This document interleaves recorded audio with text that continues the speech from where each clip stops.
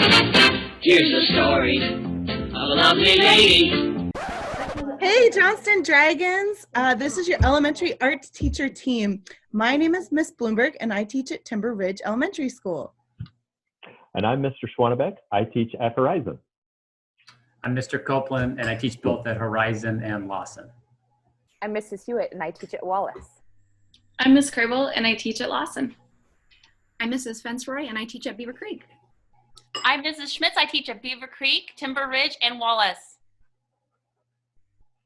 You'll be seeing a lot of us over the next couple of weeks as we teach you lessons from home. Look forward to it. Bye.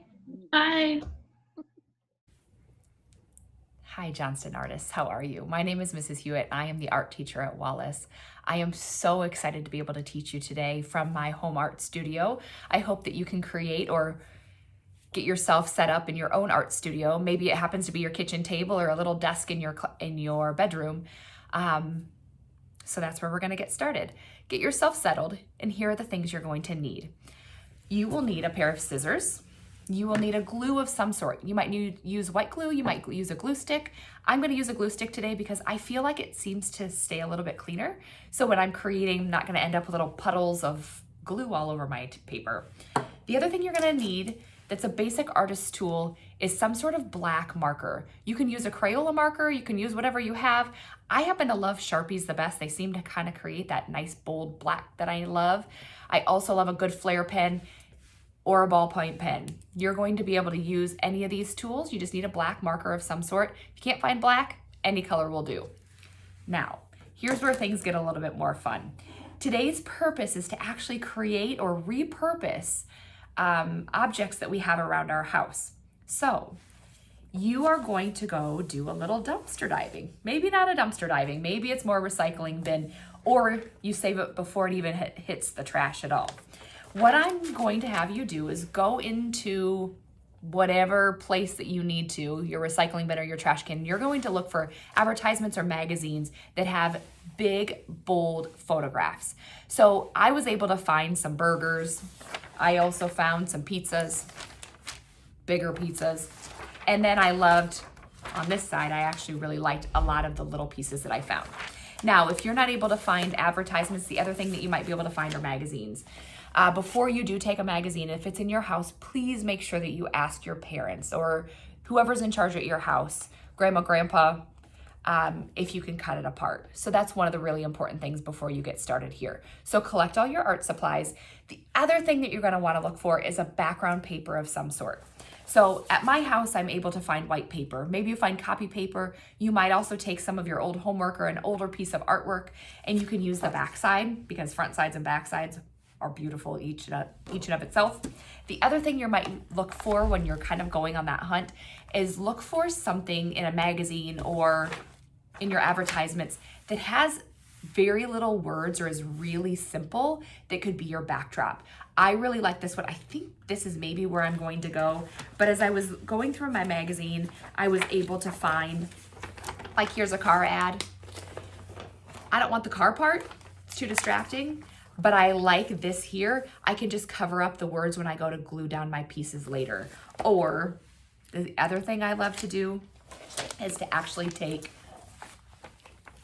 a room that I found in one of my magazines and transform this room into something that I've placed everything in. So go ahead and grab your supplies, pause your video, and then come back and we'll get started.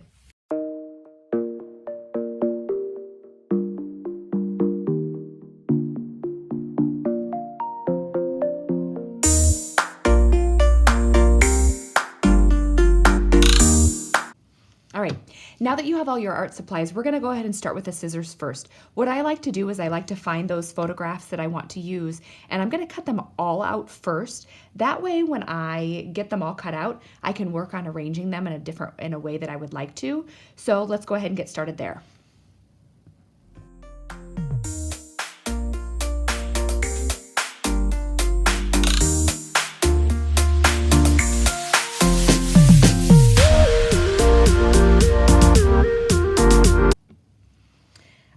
now that you have everything cut out, what you're going to do is you're going to spend some time working on your composition. Your composition is the way that things are placed on a page. So what I want to do is I could like to take some of the things, like this one has a hand, so I'm going to place it off to the edge, and it also has writing, and I want that to be covered so it's not distracting to my viewers. So I'm going to use another piece to overlap. I'm not quite sure if I'm going to use that piece yet. I might place this under here, and this over here, and I'm just going to play around with where I place my pieces. Now, once you have everything placed where it needs to go, what you're going to do is you're going to spend some time putting it down with glue. Now, please remember, glue goes on the back of your work, not on the table. So please make sure that you're careful to not get glue on the spaces where you're working. All right, let's get started on gluing.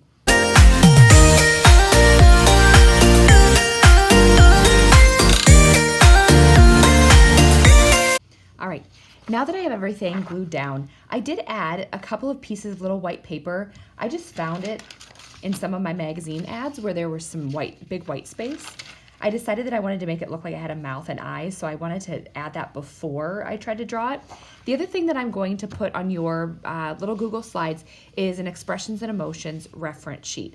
What this is going to allow you to do is just look back and get ideas for different mouths and eyes or nose. That way you can think like an illustrator and you can think like a cartoonist. So this is just a little reference guide. Do you have to use it? Absolutely not. I might use it a little bit. So I'm going to put it off to the side. I'm also going to add in little speech bubbles so it looks a little bit more like a cartoon. Let's see what I do.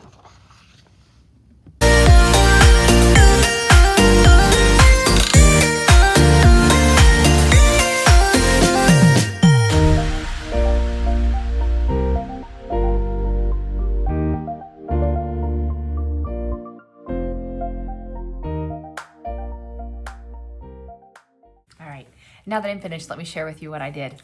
So what I decided to do is I added a little face to my pizza, my big pizza. And it says, "You want a piece of me?" And this guy says, "Pick out somebody your own size." She says, "I'm the sweet one." Over here, I have my little pizza stick, and he's dipping in, and he says, oh, it says, stick with me, kids." And over here, the little sticks are saying, "Daddy." Over here, I have my big burger, and he's saying, "You baking me crazy." And the last one says, "I'm a little cheesy." So spend some time enjoying this new creation. Don't forget to share with your teachers on Seesaw. There should be an art folder in your Seesaw account, so make sure you slip that in there. Otherwise, it's really difficult for your art teachers to find. I hope you enjoyed creating with me today. Good luck, have fun, have a good day, artists.